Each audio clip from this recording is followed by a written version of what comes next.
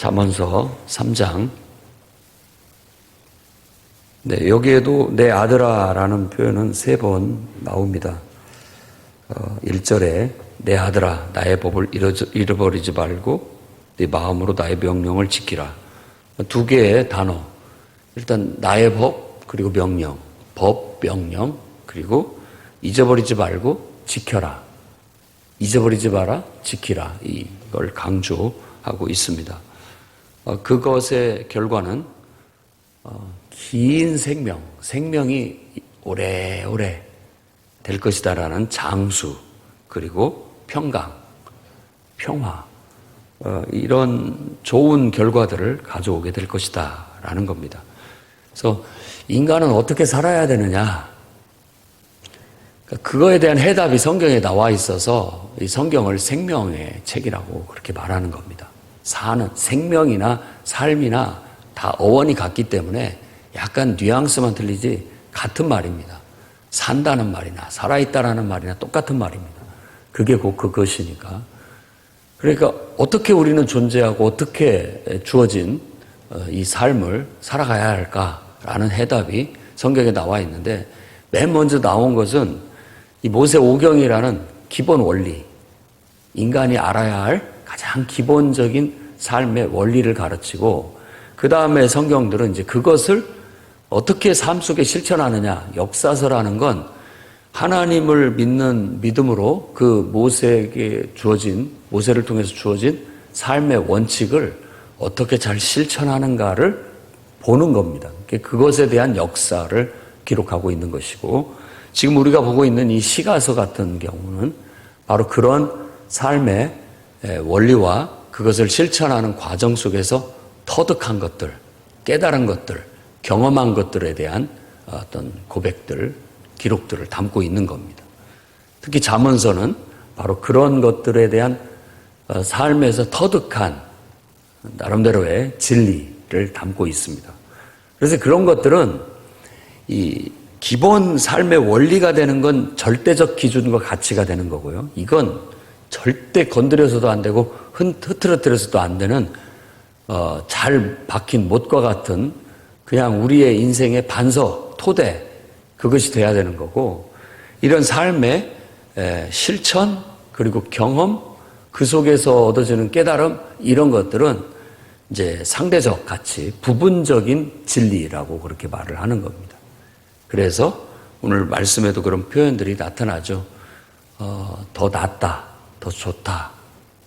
상대적으로 봤을 때 이게 더 훨씬 더 행복한 길이고 이게 더 훨씬 더 충만한 풍성한 길이다라고 그렇게 우리에게 권면, 제안을 하는 겁니다.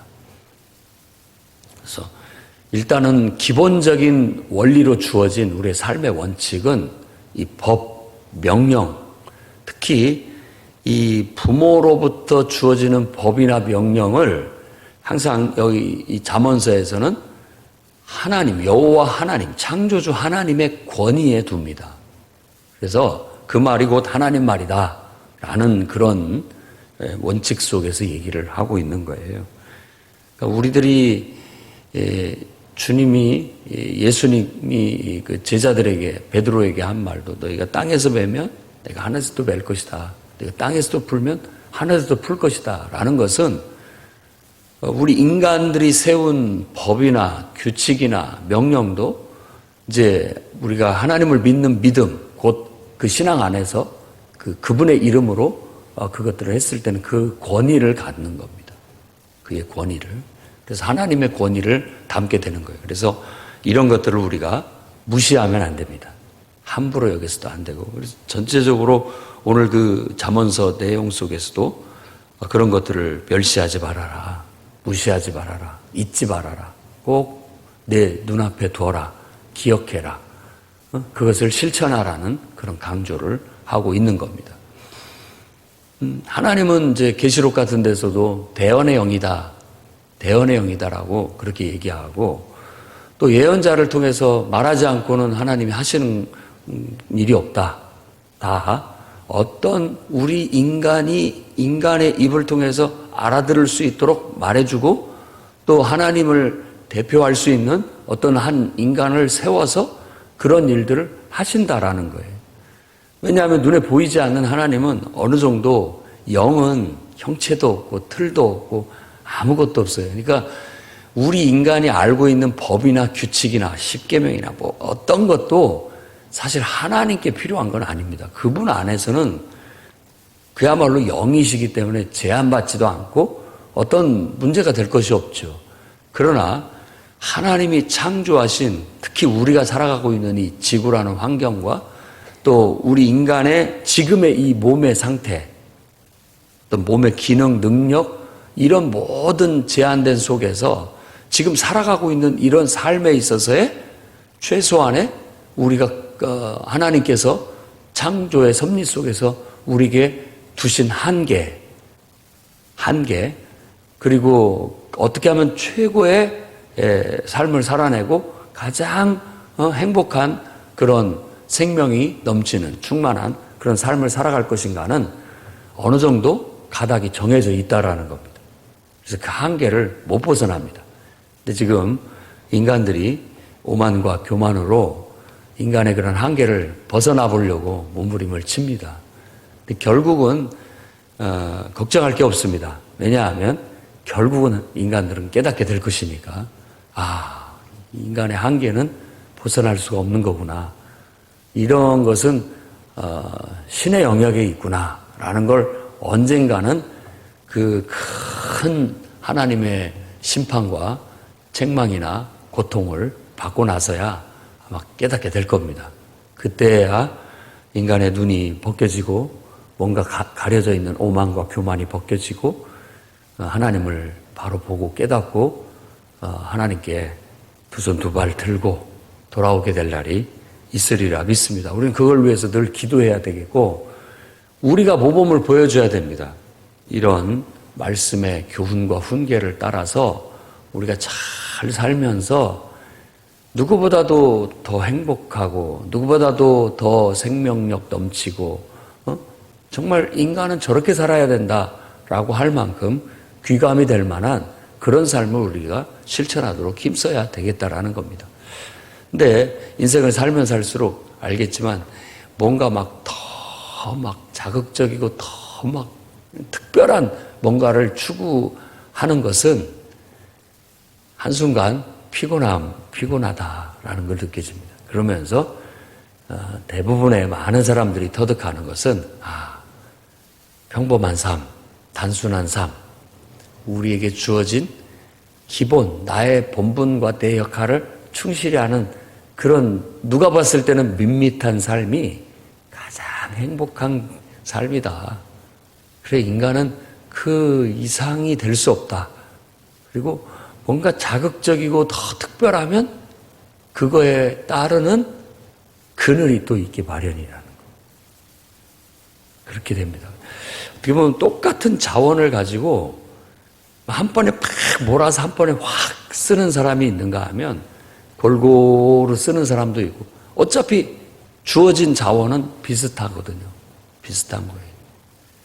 다만 우리들이 이제 이런 것들을 어떻게 하면 효과적으로 또 하나님 내 나름대로의 내 인생에 어떤 한 작품이 될 수 있게 살아갈 것인가는 사람을 보거나 환경을 보고도 아니라 일단은 창조주 하나님을 보고 그분과의 소통, 대화를 통해서 인생을 펼쳐가야 된다라는 거. 그래야 여러분이 저나 주도적인 삶을 살아가게 되는 겁니다. 휩쓸리지 않는.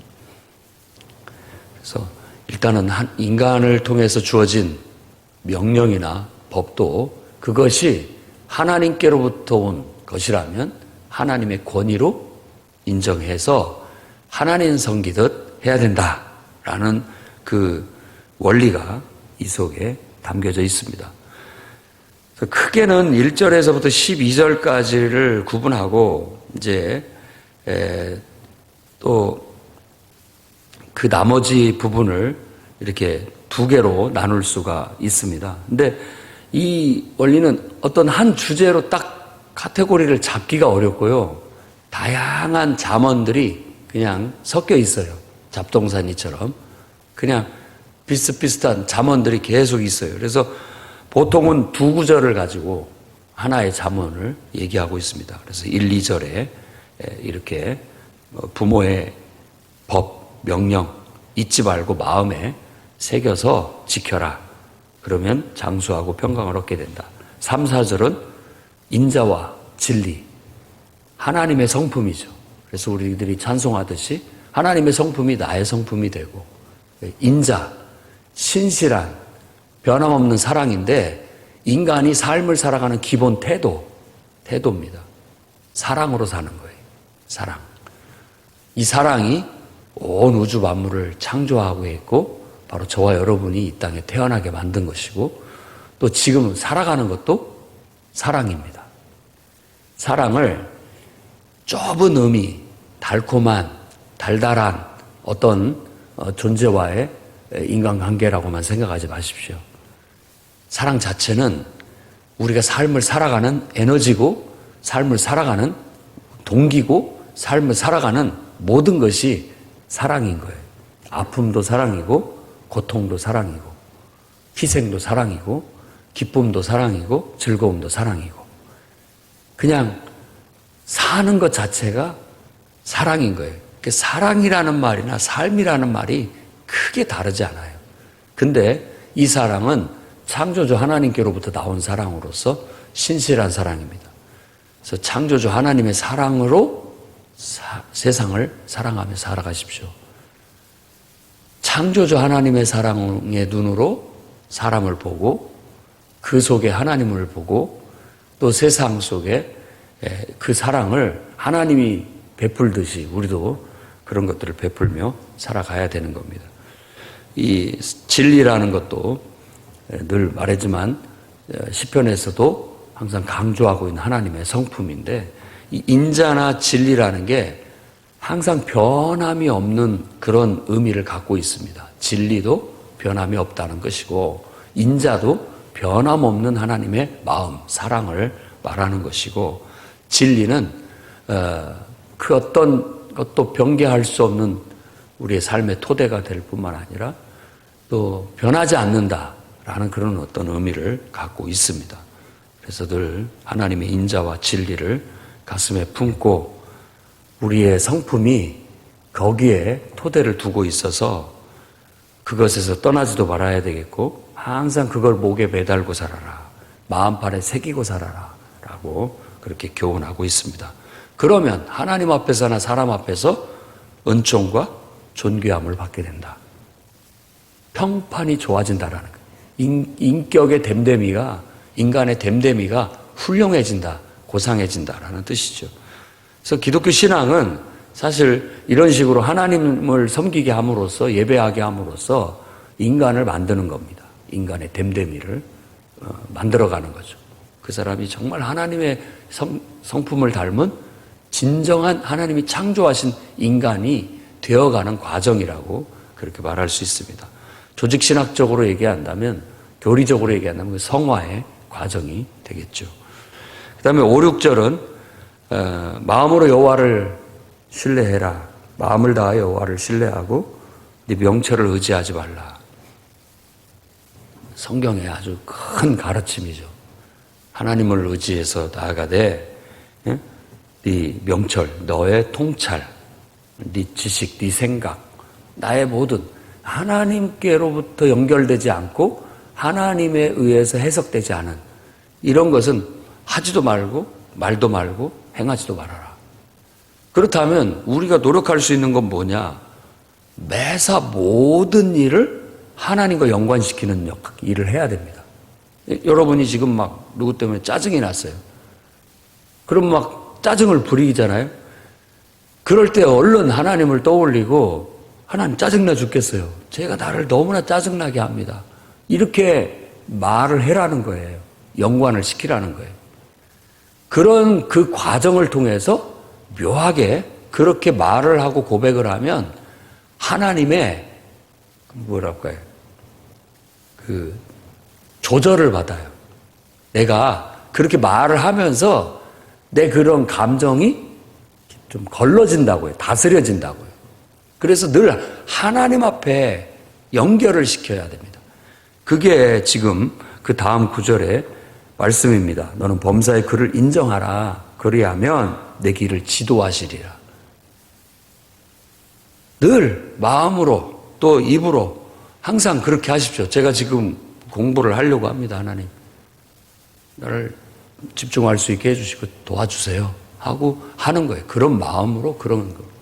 모든 일을 할 때 모든 일을 하나님과 연관시키고 하나님의 눈과 하나님의 마음으로 한번 느껴보고 해석해보고, 그러다 보면 우리가 거울을 보면서 여기에 뭐가 묻은 것을 발견하잖아요.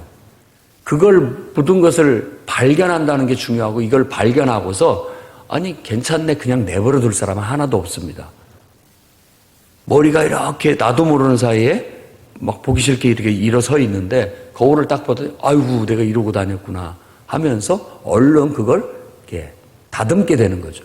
그래서 늘 하나님께 모든 것들을 연결시키고 습관적으로 하나님 이렇습니다. 내 감정을 얘기하고 내 욕망을 얘기하고 늘 나의 모든 삶의 꿈이나 목표나 뭐 하고자 하는 염원이나 모든 것들을 아뢰면서 그분과 마치 상의하듯이 늘 거울을 보고 내 자신을 관리하고 다듬듯이 그렇게 해나가면 우리 귀를 하나님이 지도하시는 것처럼 살아가게 되는 겁니다. 성령의 인도하심을 받아 살아라는 것도 바로 그런 의미입니다. 성령은 하나님과 내가 하나 된 영이에요. 그래서 내가 곧 하나님 안에, 하나님이 내 안에 있어요. 그래서 늘 하나님, 이제 일어나자마자 하나님 부르고 느껴보고 또 내가 내 감정을 그대로 피곤합니다. 그렇지만 오늘 또 하나님 함께 해주십시오. 모든 것들을 하나님과 연관시켜서 말하고 그분과 소통하게 되면 묘하게 우리가 거울 보듯이 우리 자신들이 가꾸어지고 조금 이렇게 나를 하나님이 인도하시는구나 다듬어 갈 수 있는 그런 은혜가 있게 되는 겁니다. 그래서 범사에 늘 그분을 인정하고 그분을 여러분 속에서 삶 속에 끌어들이시고 그분과 동행하시고 그분을 늘 여러분 인생 속에 발견, 내가 막 감정에 확 휩싸였을 때에도 감정의 노예가 되지 말고 완전히 지배당하지 말고 거기서 하나님을 부르면 감정이 내 밑으로 들어옵니다. 지배할 수 있게 되는 거죠. 지배당하는 게 아니라 지배하는 거예요. 그래야 주도적인 겁니다. 욕망도 마찬가지겠죠. 욕망에 확 사로잡혔을 때 하나님 이렇게 하고 싶은데 어떻게 하면 좋겠어요?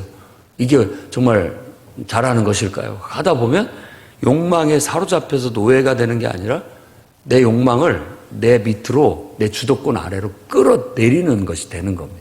그래야 내 마음대로 쓸 수가 있고 하나님 뜻대로 그걸 부릴 수가 있게 되는 것이죠. 그게 인생의 수행입니다. 이건 줄타기 같아서 한 번 잘했다고 해서 평생 잘해지는 게 아니라 언제든지 똑같아요.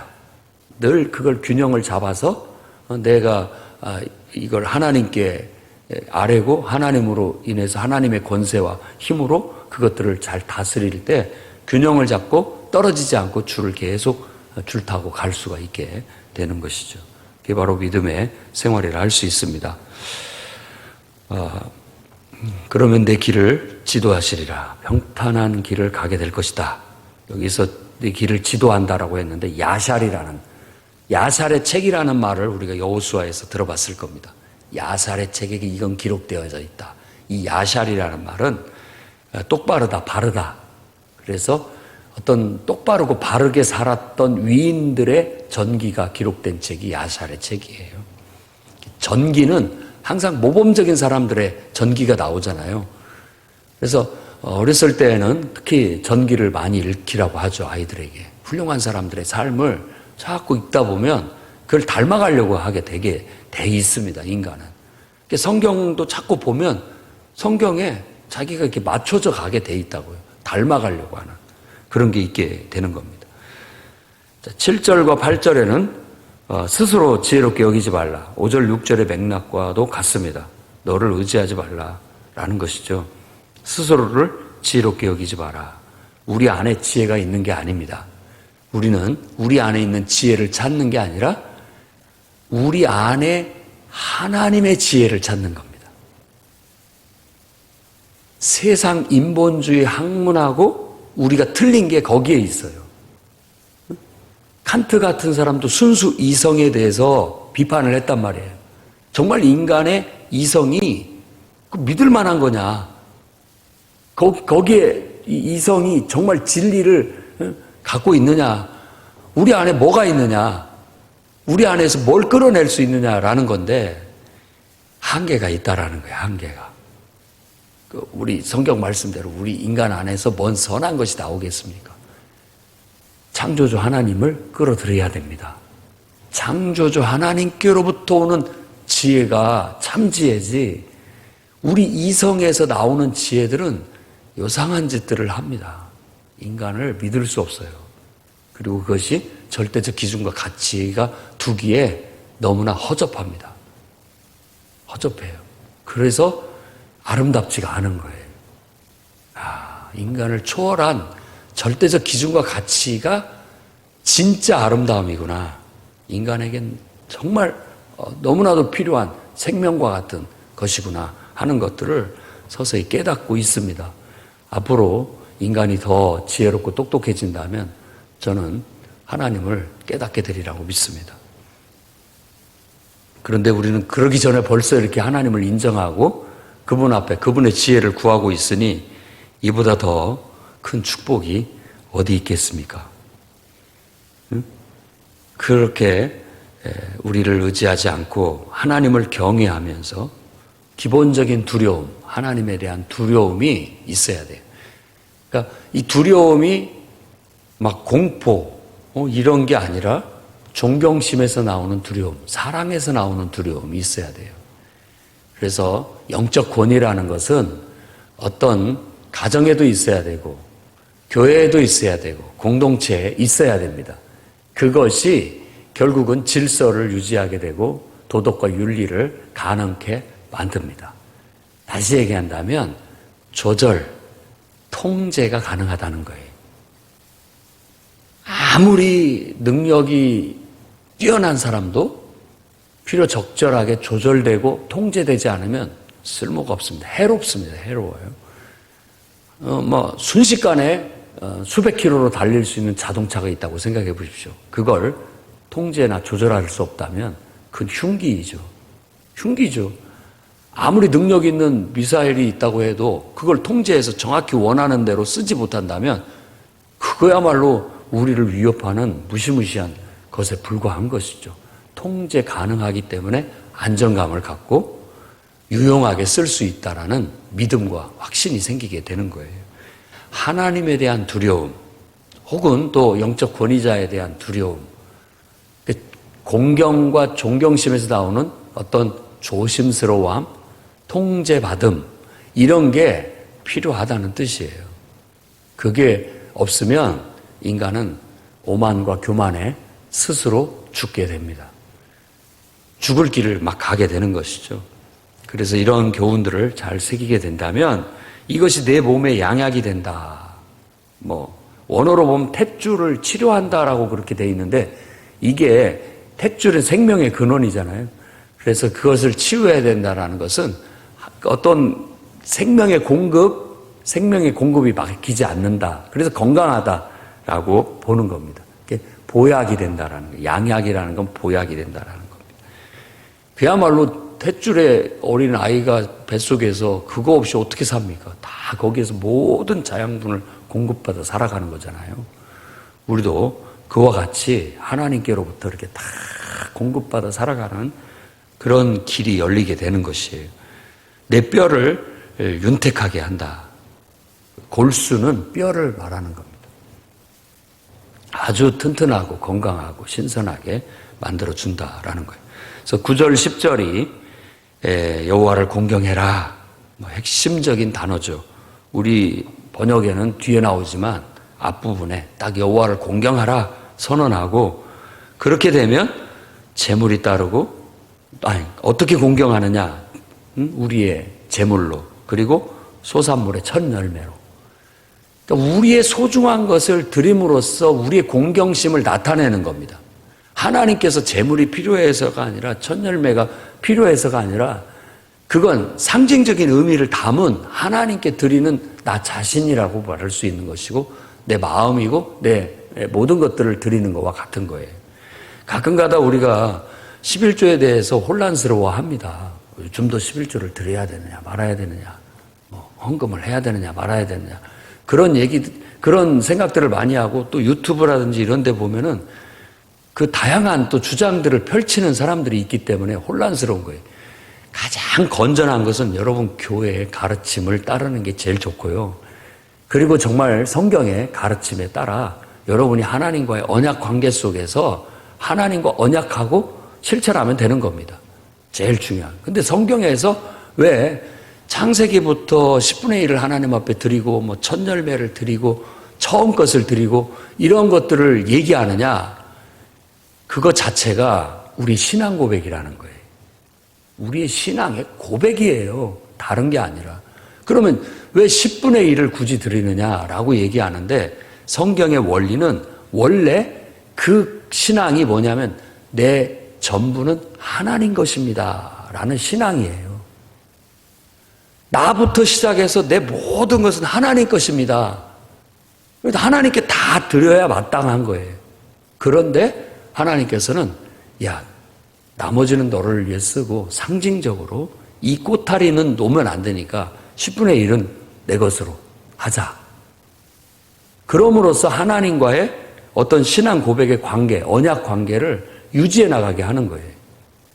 근데 이게 아무것도 아닌 것 같지만요, 유대인의 말과 그 어떤 랍비의 고백과 같아요. 어떤 사람들이 유대인 랍비에게 아이고 매번 그 안식일 지키느라고 얼마나 고생스럽습니까? 라고 하자 그 랍비가 하는 말이 무슨 말씀이십니까? 우리가 안식일을 지켜온 것이 아니라 안식일이 우리를 지켜왔습니다. 이렇게 얘기를 했다는 거예요. 그 말에는 굉장한 원리가 있죠. 깨달음이 있는 거예요. 그냥 아니 굳이 꼭 그렇게 막 해야 됩니까? 라고 하는데, 그렇게 함으로써 우리들의 신앙의 고백이 늘 유지되어 나갈 수 있는 거예요. 그런 것들이 나를 잡아주는 잘 박힌 못과 같은 거예요. 그래서 여러 가지 복잡하게 생각할 필요가 없습니다. 선악을 구분하는 그 뭐가 선이다 악이다 옳다 그르다 그런 거 갖고 판단하고 정죄하고 이런 것에 빠지면 선악과의 독에 완전히 빠져서 사탄에게 휩쓸려 버리게 되는 것이고, 그냥 단순해요. 하나님 말씀대로 살 테니까 하나님 말씀대로 내게 응답해 주십시오, 축복해 주십시오 라고 믿고 살아가는 거예요. 그것이 순수한 우리의 신앙의 고백인 거예요. 여기서 말하는 하나님을 공경하는 것을 제물과 첫 열매의 소산물로 해라는 것은, 하나님 앞에 그 제물을 드린다는 건 하나님이 모든 게 다 당신 것입니다 라는 신앙 고백이고, 처음 것을 드린다는 것은 그거에 대한 아주 둘도 없는 고백인 거예요. 제일 좋은 것으로, 가장 귀한 것으로 드리겠다라는 그런 마음인 것이죠. 신앙 고백이에요. 하나님, 내 인생은 당신 것입니다. 내 모든 소유는 당신의 것입니다. 당신의 뜻대로 사용해 주십시오 라고 하는 신앙의 고백을 담은 헌신이라는 거, 그것 자체가 신앙이라는 거, 이렇게 여겨야 됩니다. 그래서 율법이니 율법이니까 안 지켜도 된다, 예수 그리스도 안에서 율법은 폐해졌다라고 그러는데, 여러분이 그것은 50% 하나님 말씀을 50% 어떻게 적당히 아는 겁니다. 예수께서는 율법에 대해서 가르치실 때 내가 율법을 폐하러 온 것이 아니라 완성하러 왔다라고 그렇게 얘기합니다. 예수 그리스도를 믿는 믿음 안에서 그분을 향한 그 사랑 안에서 여러분들이 하나님께 은혜를 받고 그분에게 내 자신을 헌신하고 드리고 그분을 나의 인생의 주인으로 삼는 원리가 예수를 믿는 원리입니다. 그분 안에서 율법은 재해석되고 더 의미 있고 진실되게 실천되어질 수 있다라는 게 신약의 가르침인 거죠. 그래서 율법을 참고하셔서 그것들을 정말 예수 그리스도를 믿는 믿음 안에서 재해석해서 여러분들의 믿음의 분량만큼 하나님 앞에 헌신하고 고백하고 살아가는 거예요. 말씀대로 살아감으로써 저는 여러분들이 말씀대로 하나님께 축복받는 그런 경험들을 하면 좋겠습니다. 이게 오늘 3장의 전반부 부분이고 나머지 부분들은 여러분들이 묵상하고 생각을 해 보셔서 그 안에 교훈을 찾아가시기 바랍니다.